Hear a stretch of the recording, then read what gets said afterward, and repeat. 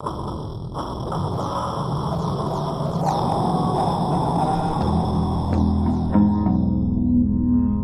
get this madness rolling.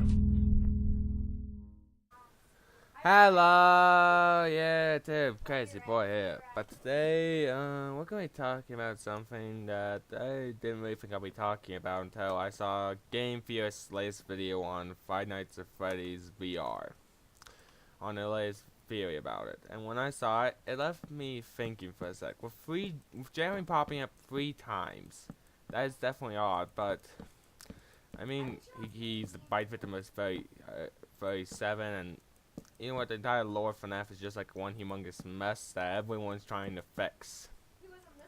But, I mean, there's one thing that still bothers me. If it's true that Jeremy was the one bitten, and also the one playing VR, how is this FNAF game being made back in FNAF 2? Whose time period, and then to us, when it comes for us to finally beta test it, it's after all the events happened? Like, has this been being made for 30 years, maybe? Maybe that's how it fits in the lore? That this game's been being made for years at a time? That's taking this long to make it? I don't know. It's just really downright confusing. Not only that, Tape Gold being, like, inside the game, possessing it, that is very possible. If you want more explanation of what in the world I'm talking about, folks, go with Game Fierce video and he will explain things far more clearly than I ever could. But yeah, it's definitely all weird how it all fits together, or how people are trying to fit it together. I bet others have interesting theories as well, like Game Fierce, but they're the ones I listen to the most because, well, it's actually very logical and understandable, but there's still things that leave me confused. If it truly is Jeremy from way back in FNAF 2, who's supposedly dead, and honestly, no one's ever truly dead in this game, so you know what we all assume right now, that Jeremy's secretly alive and a new killer, maybe. That's what I'm saying. Nah. Or maybe this tape goes, I mean, I'm not sure if she's a one-time deal, this tape goal that we've seen, the tape goal. Yeah, I don't think she's a one-time deal, maybe. Because if it's true that she's possessing that glitch trap, then that would be interesting. That means she's roaming around in a body, but whose? Because technically speaking, although it seems like us, it's most likely not, because in most lords, although we are playing the people, we are not them. So whoever the beta tester is, technically speaking, for the game that we are playing as, because technically we're just players who aren't the actual people in the story. Like in FNAF 1, when it's Mike the night guard, we're not Mike. But who is the one playing, is my question. Or maybe, no, this sounds ridiculous, but maybe we are the tape girl. What if we're playing the tape girl as she makes these recordings? I mean, we find them in the order of the numbers they come into everything, and they must have been like added over time. And we don't know how really the VR world works or fits in this entire, well, storyline. So maybe we are the tape girl playing. I don't know. FNAF lore is just like one humongous mess that everyone's trying to unjumble and make sense of it. Nah. And the way I'm trying to make sense of this is just blabbering out random things. Also, I hope you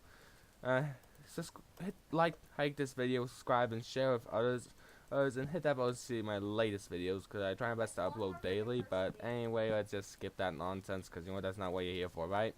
You're here to hear my thoughts on what could be possibly going on in this humongous mess known as FNAF. It's literally one of the messiest lores out there. Now, if it's true that we are Jeremy, my thoughts are, and, well, Jeremy's there, after all, with him being dead and all in a gruesome way, so, yeah, if you, as I said, there will be a link to Game Fear's channel, also MatPat's channel, but the thing is, if it's true that it's Jeremy, if it's the same Jeremy from, how is he still around then?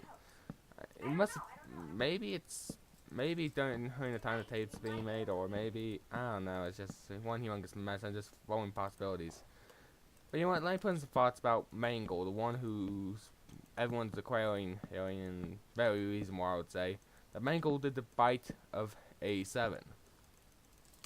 Now, as you know, some people say the toy animatronics were like being puppeteered by the puppet, but I don't think that's fully true.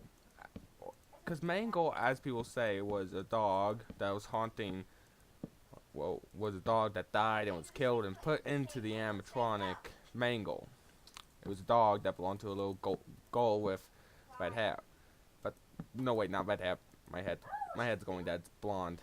But the thing is, I don't think that's true. I'm sorry, but it wouldn't make sense. A dog making static sounds when all the animatronics, although more intelligent and human-like, make groans or human-like sounds when they die. No, a dog would most likely mourn or something like that. It doesn't make much sense in my opinion there. I think there's two spirits haunting Mangle.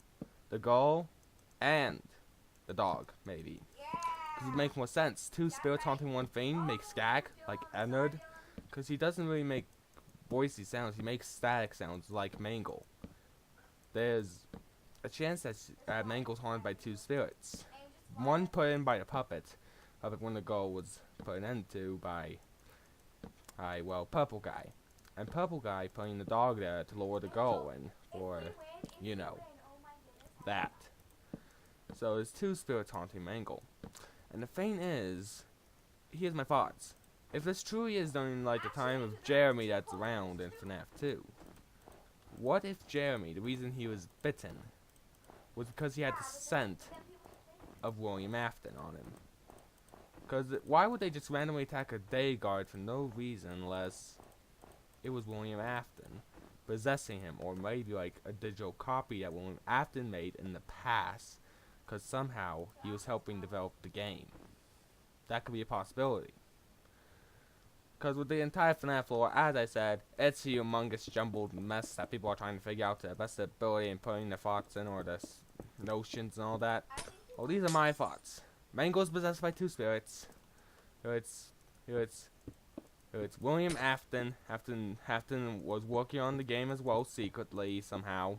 You know, he somehow always gets away once a lot during the beginning. And he caused Jeremy's death on purpose somehow. Because you know what, it's just an entire jumbled mess. So I'm just playing what I think is possible. And so, with that happening, pardon me. But so if he did truly cause Jeremy to be possessed and died, how many more people are being possessed and used as purple guys? Because technically speaking, there could be more. Because he might have made multiple to possess multiple people to use for his own game. And that's what worries me a lot the most about this. Because if this my entire thoughts here are true, how many purple guys are out there and how many have been lost to their hands?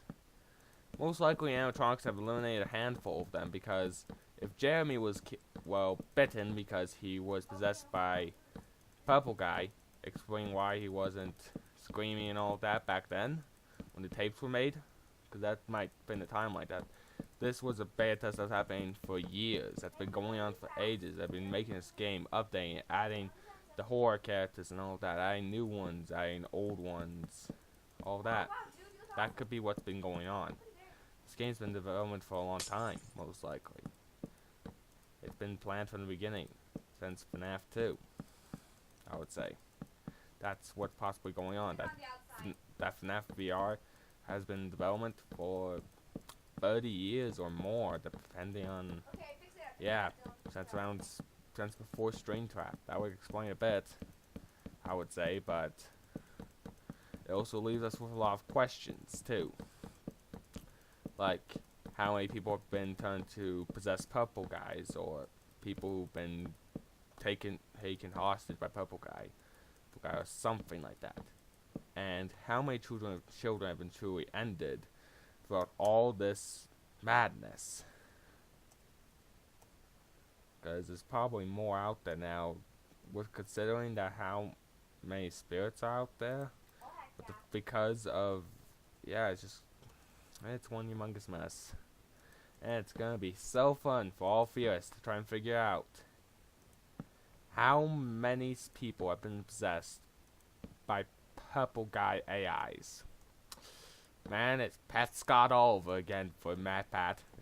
Yeah, I saw his latest video. It's very explainable, but yeah, just still leaves some unanswered questions. But I also think the toys are actually possessed as well, because if the public could truly control animatronics, which I think that's what's going on with Golden Freddy and down there punishing William Afton and all of that. But the thing is, it bothers me. How can you see they're trapped in technically like a spiritual plane, so it makes it a lot more easier for them to like do that stuff to William Afton. But well, for Cassidy to do that to William Afton, but what about the toys the only time when they were around? If they truly were being puppeteered, then explain their glowing eyes, because usually animatronics like Froggy and all the other ones, and even Ultra Custom Night, they never bothered to move around, or, well, technically in Ultimate Custom Night they did move around in the vents, but I'm saying, they were trying to, well, they were being spiritually controlled and animated and all that. This is very confusing, hard for me to explain what my thoughts are, but you never see their eyes glow, ever. You see, the Frog Hog animatronic, the new bunch like Rockstar Freddy, you never see their eyes glowed. Well, in Golden Freddy's controlling where Cassidy is using them to punish William Afton. So if she is possessing them and technically using all of them while she's still inside Golden Freddy, then why are the toys able to have eyes glowing when they're attacking, well, the Night Guard in the second game? Unless they were also possessed. There are a lot more out there. The story of the toys are not over, maybe. So we don't know what happened to the spirits. Because if the only way to put the spirits to rest is burning them in the fire, then I don't think they're done yet. I think they're still around, waiting for the opportunity. Come get their payback. And I don't know who they're waiting for, because technically William Afton's gone, but I don't think they know that. I think they think he's still around, like, oh, we're still waiting, but we'll find you, When he's gone, he's being tortured in the next life, so they're a bit late to the party, I would say. Get? Because it's FNAF. They're a bit late to the, if you don't get that joke, I'll be like, I'm disappointed in you. Yeah. Anyways, Crazy Boy, I hope you like, subscribe, hit that button to my latest video, share this video with others. Oh wait, I've already said all this stuff. I lose track of my thoughts, but as you can tell. But there's definitely still more to tell. There's definitely still more behind the toys, I would say. There's definitely more spirits on loose, I would say, with the entire AI animatronics. Jeremy is definitely a big part in this new segment of the story, a lot more bigger and important. Not only that, with the other gravestones, if Jeremy popped up there like on a gravestone and those other names that we don't recognize, most likely that those other names are going to be important parts in the future. Or maybe they've already been mentioned or shown again. We just haven't found it. And also, if Glitchtrap is truly as problem as he sounds, then how he came to be in the first place? What's caused this? Is it truly William Afton? Or maybe someone else? Anyways, Crazy Boy with my thoughts done. And walking out my place here, and this is Crazy Boy, and I'm out of here. There's still more to tell.